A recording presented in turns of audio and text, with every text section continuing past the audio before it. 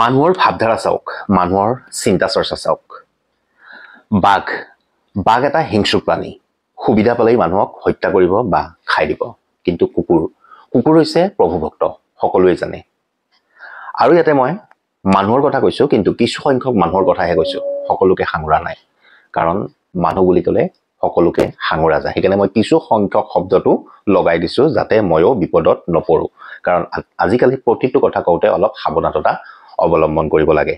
আৰু ময়ো এই সাৱধানতা অৱলম্বন কৰিয়ে কিছু সংখ্যক শব্দটো লগাই দিছো। মূল কথালৈ আহোঁ। বাঘ অৱগত কৰিছোৱে। বাঘ এটা হিংস্ৰ প্ৰাণী, বনৰীয়া জীৱ, আৰু কুকুৰ হৈছে প্ৰভুভক্ত। কুকুৰেই পঞ্চপাণ্ডৱক স্বৰ্গলৈ লৈ গৈছিলে। কুকুৰৰ ওপৰতে ডিপেণ্ড কৰি পঞ্চপাণ্ডৱ স্বৰ্গলৈ গৈছিল। আৰু সেই কুকুৰ প্ৰভুভক্ত বুলি তেতিয়াৰ পৰাই ওলাইছে কথাটো। আৰু আমিও নিশ্চয় দেখি আহিছোঁ কুকুৰে কেনেকৈ এখন ঘৰ ধৰি ৰাখে, এখন ঘৰ ৰক্ষা কৰে কুকুৰে, বাঘে নকৰে। কিন্তু তৎসত্ত্বেও আমি নাম দিওঁ বাঘ হাজৰিকা বা টাইগাৰ শ্ৰফ। কেতিয়াও আমি নাম দিবলৈ চেষ্টা কৰা নাই কুকুৰ হাজৰিকা বা কুকুৰ শ্ৰফ বুলি কেতিয়াও কোৱা নাই। আমি ওলোটাই বাঘৰহে প্ৰশংসা কৰি বাঘৰ নামেদি বাঘ হাজৰিকা বা টাইগাৰ, ইংৰাজীত টাইগাৰ শ্ৰফ বুলি কওঁ। কুকুৰ শ্ৰফ বুলি ক'লে শুনিবলৈ বেয়া হয়, কুকুৰ হাজৰিকা বুলি ক'লে শুনিবলৈ বেয়া হয়। কিন্তু কুকুৰটো আমাৰ প্ৰভুভক্ত। এই হৈছে মানুহৰ মেণ্টেলিটি। যিটো আমি ভাল বস্তু সেইটো আঁকোৱালি নলওঁ, যিটো বেয়া বস্তু আমি সেইটোহে আঁকোৱালি লওঁ। আমি কেতিয়াবা কওঁ, যেতিয়া এজন মানুহে সন্ত্ৰাসৰ সৃষ্টি কৰে, তেখেতক দেখিলেই ভয় লাগে, তেতিয়া আমি খুব বাহাদুৰিৰ কাম কৰে, তেতিয়া আমি কওঁ একদম বাঘৰ দৰে কাম কৰিছে, তেওঁক দেখিলেই ভয় লাগে। বাঘ যেতিয়া আমি দেখিম দৌৰিম। আল্টিমেট কি? বাঘটো হিংস্ৰ প্ৰাণী। বাঘক দেখিলে আমি দৌৰো, পলাবলৈ চেষ্টা কৰোঁ। কুকুৰ এটা দেখিলে আমি নপলাওঁ। কেতিয়াবা কুকুৰটোৰ ওচৰলৈ গৈও আমি কুকুৰটো মৰম কৰোঁ। পাৰিলে যদি কুকুৰটোৰ কোনো মালিক নাই, আমি ঘৰলৈও কেতিয়াবা লৈ আনো, কিছু সংখ্যকে লৈ আনি মৰম আদৰ কৰোঁ। আৰু বিভিন্ন ধৰণৰ কুকুৰ আছে, পোহনীয়া কুকুৰেই হওক বা বাটৰুৱা কুকুৰেই হওক। বহুতে কিন্তু বাটৰুৱা কুকুৰকো মৰম কৰে। ৰাস্তাই ঘাটে দেখিলে বাটৰুৱা কুকুৰক বিস্কুট দিয়ে, কেক দিয়ে, বন দিয়ে। ময়ো দিওঁ, হয়তো আপুনিও দিয়ে, সকলোৱে দিয়ে। কাৰণ কুকুৰ হৈছে প্ৰভুভক্ত, আমি সকলোৱে জানো। পোহনীয়া কুকুৰ, আমি পোহনীয়া কুকুৰো ৰাখোঁ। পোহনীয়া কুকুৰক আমি বিশ্বাস কৰোঁ। আৰু এখন ঘৰ পোহনীয়া কুকুৰটোৰ বাবে এৰি থৈ যাওঁ যে কুকুৰটোৱে চাব। কেতিয়াবা আমি গেটতো লগাই দিওঁ কুকুৰৰ পৰা সাৱধান। তেতিয়া মানুহে যেতিয়া দেখিব কুকুৰৰ পৰা সাৱধান, তেতিয়া আমি মন কৰোঁ যে ইয়াত কুকুৰ আছে, কুকুৰটো বৰ ভয়ংকৰ, সি হয়তো কামুৰি দিব পাৰে। সেইটো আমাৰ বিশ্বাস। কিন্তু তাৰ ওলোটা বাঘটো আমি পুহিব নোৱাৰোঁ, বাটে ঘাটে পাব নোৱাৰোঁ। বাটে ঘাটে পালেও আমি দৌৰিম, পলাম। তৎসত্ত্বেও কিন্তু আমি কওঁ সেই মানুহজন একদম বাঘৰ দৰে। মানুহজনৰ ওচৰত যাবই নোৱাৰি, বাঘৰ দৰে পৰে। আৰু তাৰপিছতো আমি সেই বাঘৰ নামেদিয়ে আমি নাম লওঁ, বাঘক প্ৰশংসা কৰোঁ, বাঘ এটা ভাল বস্তু বুলি। ঠিক তেনেকে এই যে ধৰ্ষণ কাণ্ড হয়, যুৱতী নিৰ্যাতন হয় বা নাৰী নিৰ্যাতন হয়, বহু যুৱতীয়ে এনেকুৱা ধৰণৰ ভয়ানক প্ৰকৃতিৰ মানুহক দেখি পলায়ন কৰে। তেতিয়া আমি ক'ব পাৰোঁ সেই মানুহজন বাঘক দেখি পলাইছে। কিন্তু আমি মানুহে সেইটো মানি নলওঁ। আমি সেই বাঘটোক আমি সাহসিকতাতহে ৰাখিম। আমি এনেকুৱা ধৰণৰ কাৰ্যত বাঘটোক নামাকৰণ নকৰোঁ। কিন্তু ইফালে চাওক কুকুৰটো হৈছে প্ৰভুভক্ত। কুকুৰে আমাৰ ঘৰখন চলায়, ঘৰখন চোৱা চিকুণ কৰে। কিন্তু আমি কেতিয়াবা মানুহক গালি দিবলৈ হ'লেও কুকুৰৰ পোৱালি বুলি গালি দিওঁ। কুকুৰৰ দৰে কাম নকৰিব, কুকুৰৰ দৰে য'তে ত'তে পেচাব নকৰিব, এনেকৈ আমি কুকুৰটোক বদনাম কৰি পেলাইহে আমি কথাখিনি কওঁ। এতিয়া যিবোৰ ঘটনা সংঘটিত হৈ আছে, ধৰ্ষণ, ৰেপ, বলৎকাৰ আদি, আমি সকলোৱে তেওঁলোকক, যিকেইজনে এই অপৰাধ কাম কৰিছে, তেওঁলোকক আমি কুকুৰৰ শাৰীত ৰাখিছোঁ। কিন্তু কুকুৰে কেতিয়াও সেই কাম কৰা নাছিলে। কুকুৰক দেখি মানুহ পলোৱা নাছিলে, বাঘক দেখিহে পলাইছিলে। এয়ে আমাৰ মেণ্টেলিটি। আমি আচলতে বুজাত অসুবিধা কৰোঁ কেতিয়াবা। মই নকওঁ সিহঁতক, সেই অপৰাধীকেইটাক বাঘৰ নাম দিয়ক বুলি। বাঘৰ নামটো নিদিব। মই ভাবোঁ কুকুৰৰ নামটো নিদিব। এনেই মিছাতে কুকুৰ এটাক বদনাম কৰাটো ভাল নহয়। কাৰণ কুকুৰ হৈছে প্ৰভুভক্ত, সকলোৱে জানে। মই বাৰ বাৰ উল্লেখ কৰি আছোঁ, কুকুৰ প্ৰভুভক্ত। কুকুৰৰ নামত আমাক আমি সেই শব্দবোৰ ব্যৱহাৰ কৰিব নালাগে বুলি মই ভাবোঁ। ইফালে চাওক গৰু এটা, যেতিয়া আমি এটা বুৰ্বক ব্যক্তিক লগ পাওঁ তেতিয়াও কওঁ, গৰুটোক উদ্দেশ্য কৰি আমি সেই মানুহজনক গালি দিওঁ, গৰুৰ নিচিনা কাম কিয় কৰিছ, তই গৰু নেকি, তই গৰু মানে বুৰ্বক। কিন্তু চাওক সেই গৰুটোৰো আমাৰ কিমান কাম আছে।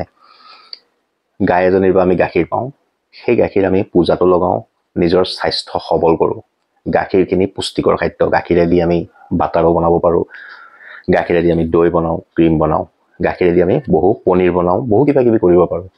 আৰু সেই গাখীৰে দিছে এজনী গাই গৰুৱে গাখীৰ দিছে, গাই গৰুৱে গাখীৰ দিছে।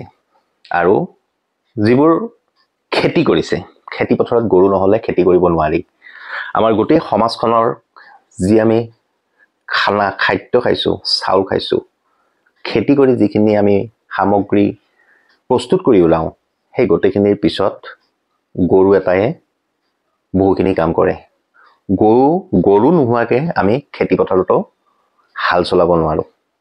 আজিকালি আহিছে ট্ৰেক্টৰ চেক্টৰ কিবা কিবি আহিছে, কিন্তু মেইন গৰুৱে আমাক খেতি পথাৰত সহায় কৰি খেতি কৰাই, তাৰ পৰা যিবোৰ প্ৰস্তুত হয় আহাৰ, সেইবোৰ খাই আমি জীয়াই আছোঁ। কিন্তু সেই গৰুটোকো আমি বদনাম কৰি আছোঁ।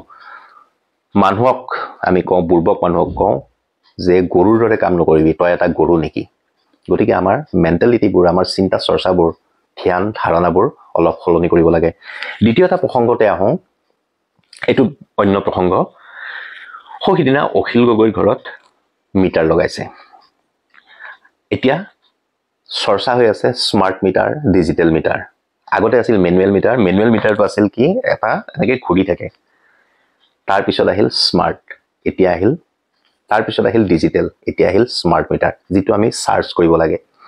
ঠিক তেনেকৈ বিধায়ক অখিল গগৈৰ ঘৰতো এটা স্মাৰ্ট মিটাৰ বহাই গ'ল। যিটো ডিজিটেল মিটাৰ আছিল আগতে, সেইটো খুলি পেলাই স্মাৰ্ট মিটাৰ বহাই দিলে। তেওঁ বিধানসভাত হাহাকাৰ কৰিলে যে মোৰ বিল এতিয়া বেছি আহিছে, বা বহু ৰাইজৰ বিল বেছি আহিছে, গতিকে মোক এইটোৰ উচিত তদন্ত লাগে। তেতিয়া চৰকাৰে কি কৰিলে, তেওঁৰ যিটো স্মাৰ্ট মিটাৰ লাগি আছিল সেইটোতো লাগি আছেই, আৰু এটা ডিজিটেল মিটাৰ আনি একেলগে সংযোগ কৰি পেলাই মিটাৰটো বহাই থৈ গ'ল। এতিয়া সকলো সুখী, সংবাদ মাধ্যমৰ সুখী, সকলো সুখী। সকলোৱে এতিয়া সময়লৈ অপেক্ষা কৰি আছে যে দুইটা মিটাৰত সমান ইউনিট বা সমান টকা আহিব নেকি।